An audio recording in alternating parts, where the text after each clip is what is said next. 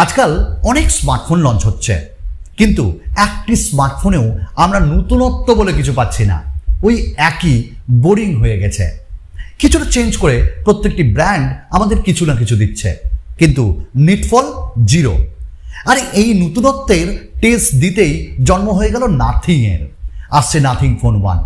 তবে এই ফোনটি কি কেনা ঠিক হবে, কত প্রাইস হবে তা তো বলবই, তবে তার সাথে নাথিং ফোনের হিস্ট্রি সম্পর্কে আপনাদেরকে ইনফর্ম করব এবং এটি কতটা নতুনত্ব দেবে আপনাদের এবং আদৌ কেনা উচিত কিনা, ভ্যালু ফর মানি কিনা, সব কিছু এই ভিডিওতে আমি আপনাদের সাথে চেনা পরিচিত মুখ সুমান। আর চ্যানেলের নাম গ্যাজেটস বাংলা। চলুন নাথিংকে খুঁজি। নাথিং কোনো নতুন ব্র্যান্ড নয়, এটি হ্যাঁ নতুনত্ব তারা আনতে চলেছে।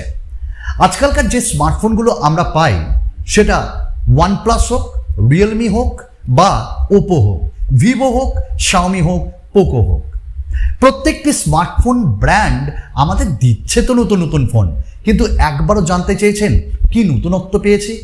কিচ্ছু নয়। কেউ তার লুকসটাকে চেঞ্জ করে প্রিমিয়াম করছে, কেউ মিড রেঞ্জে একটা ঘষা মাজা দিয়ে একটা আমাদের লুকস দিচ্ছে, কেউ বা কোয়াড ক্যামেরা, কেউ বা ট্রিপল ক্যামেরা, কেউ বা আবার প্রসেসরের নামে ডিফারেন্ট কাইন্ড অফ প্লাস লাগিয়ে স্মার্টফোন দিচ্ছে। আমরা কিনছি স্মার্টফোন, কিন্তু নতুনত্ব খুঁজতে চেয়েছি আমরা একটা নতুন ওএস। আর ওই নতুন ওএস খুঁজতে গিয়ে জন্ম হয়েছিল ওয়ানপ্লাসের, এবং ওয়ানপ্লাস যখন আমাদের হাতে একটা নতুন অপারেটিং সিস্টেম দিল 2014 সালে, আমরা প্রত্যেকে খুশি হলাম। ওয়ানপ্লাস তাদের জার্নি কার্ল পেইর সঙ্গে পেটের একটা সম্পর্কে তৈরি হয়েছিল। ওয়ানপ্লাস 2014 থেকে খুব তাড়াতাড়ি এগিয়ে গেছিল কিছু জিনিসের জন্য। তারা বিল্ড কোয়ালিটিতে নজর রেখেছিল, তারা আপডেটে নজর রেখেছিল, তারা সিকিউরিটি প্যাচ আপডেটে নজর রেখেছিল, অ্যাবাভ অল তারা অপারেটিং সিস্টেমটা আমাদের নতুনত্ব দিয়েছিল। আমরা বলছিলাম স্টক অ্যান্ড্রয়েড এটা, কিন্তু তার সঙ্গে কাস্টমাইজেশনের ফিচার্সও এতে ছিল। ইউজার্সরা এটা পছন্দ করে। ছিল না কোনো ব্লোটওয়্যার, ছিল না কোনো বাগস, সব কিছু যেন মনের মতো পেয়েছিলাম আমরা। পেয়েছিলাম অ্যালার্ট স্লাইডারের মতন বেশ কিছু নতুনত্ব ফিচার্স। যখন এই ব্র্যান্ডটি আস্তে আস্তে এগিয়ে এলো, তখন কোথাও গিয়ে কার্ল পেইর মনে হলো আমাকে দূরে সরে যেতে হবে। এবং যখনই কার্ল পেইর দূরে সরে গেল, তখন ওয়ানপ্লাসের পতন আস্তে আস্তে আরম্ভ হলো। ওয়ানপ্লাস আস্তে আস্তে কালার ওএসের সঙ্গে মার্জ করলো। অ্যালার্ট স্লাইডারটা ওয়ানপ্লাস আস্তে আস্তে সরিয়ে দিল। আর এগুলোই তো ছিল তার বেঁচে থাকার নতুনত্ব ফিচার্স। মানুষ বুঝতে পারলো আজ ওয়ানপ্লাসকে আমরা অতটা আর গুরুত্ব দিই না।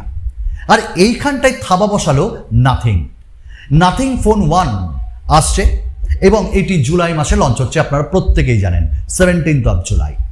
আমি এই ফোনটির আনবক্সিং তো আনবই, এবং নাথিং ফোন 1 যেটা আসছে সেটা কার্ল পেই খুব ভালো করে বুঝলো মানুষ কোথায় চাইছে, কি চাইছে। আমরা কাস্টম রমও চাইছি, আমরা একই সাথে চাইছি কাস্টমাইজেশন এবং স্টক অ্যান্ড্রয়েড। আমরা অ্যাডস চাই না, আমরা ব্লোটওয়্যার চাই না, আমরা চাই আপডেট এবং security patch update. Nothing phone 1-এর টিজার আপনি এবার দেখবেন, তার পুরো লুকস চলে এসছে, অভাবনীয় দেখতে লাগছে। এরকম ডিজাইন কিন্তু আমরা খুব একটা আগে পাইনি। হ্যাঁ, এই কনসেপ্টটা কিন্তু আজকের নতুন নয়, এটি অলরেডি 2018 কি 19 সালে এর কাজ আরম্ভ হয়ে গেছিল। 2022 সালে এসে আজকে তার বেশ একটা রিভলিউশন ঘটছে। রিভলিউশন ঘটাচ্ছে নাথিং ফোন 1 কার্ল পেইর হাত ধরে।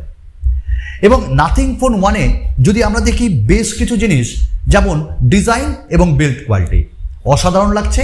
ট্রান্সপারেন্ট একটা ব্যাককেস পাচ্ছি এবং একটা নোটিফিকেশন লাইটের মতন কিছু ফিচার্স পাচ্ছি, যেটা ক্যামেরার চারিদিকে জ্বলবে, যেটা আপনার ডান দিকে একটু এলইডিতে লাইটেনিং আপনাকে দেবে। বেশ ভালো জিনিস, কিন্তু এটাও নতুন কনসেপ্ট না।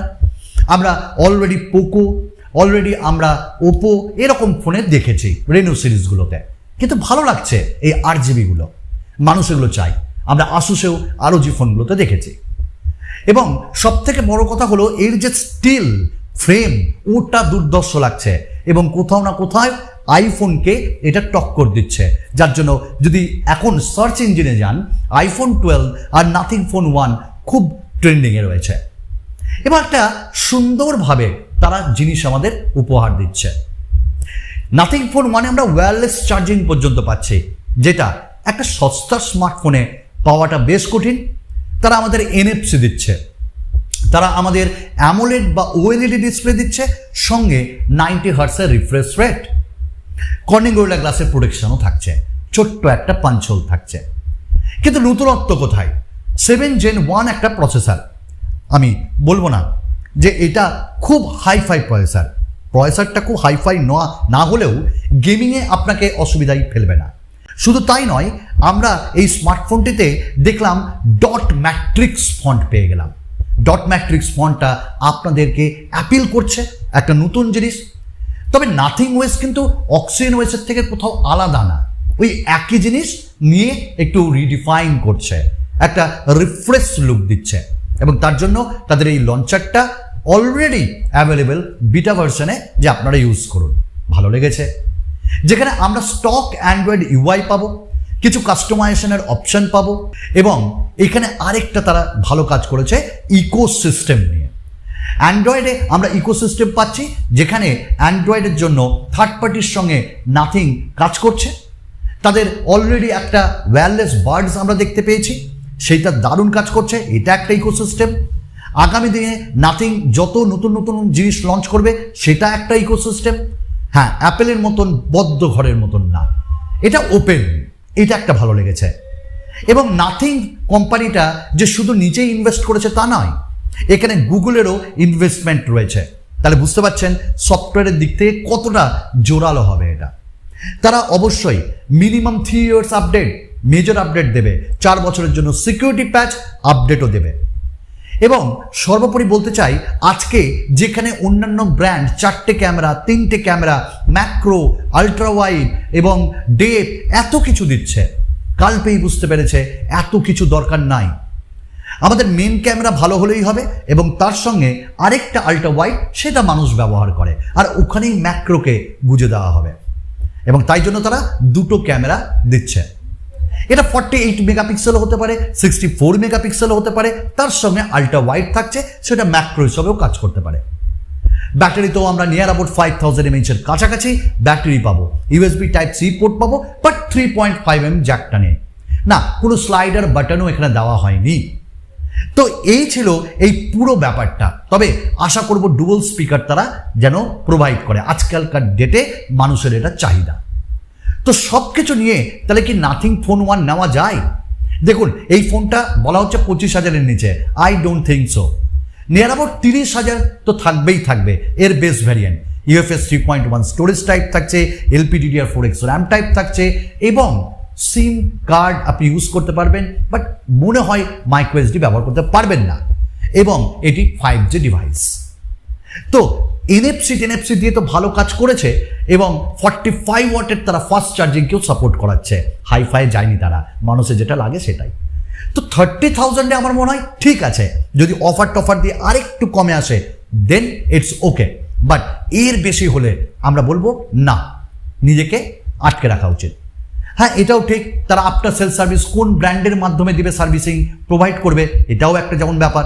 আজকে ফোন খারাপ হলে আমরা কালকে কার কাছে যাব, কে রেসপন্সিবল? তবে অতটাও ভেবে আমার মনে হয় লাভ নেই, কারণ একটা ব্র্যান্ড যখন নতুন আসছে, সে তার ইমেজকে খারাপ করবে না, এবং তার পার্টসও অ্যাভেলেবেল থাকবে। তারা নিশ্চয়ই সার্ভিস প্রোভাইড করবে, নাহলে এত ইনভেস্ট করে কেন তারা প্রোডাক্ট বানাবে? তো নাথিং ফোন 1 আমার দিক থেকে একটা রিফ্রেশ লুক আমি নেব, দেখব, আপনাদেরকে অবশ্যই রেকমেন্ড করব দেখে ব্যবহার করে। ততক্ষণের জন্য একটু ঘরে চুপ করে বসে থাকুন, কিনতে হবে না, লঞ্চ ইভেন্ট দেখুন, আমরা কিনে ইনভেস্ট করি, আপনাদের প্রোভাইড করার পর আপনারা ডিসিশন নেবেন। চলুন আরেকটা নতুন ভিডিওতে আপনাদের সঙ্গে খুব তাড়াতাড়ি দেখা হবে। ধন্যবাদ।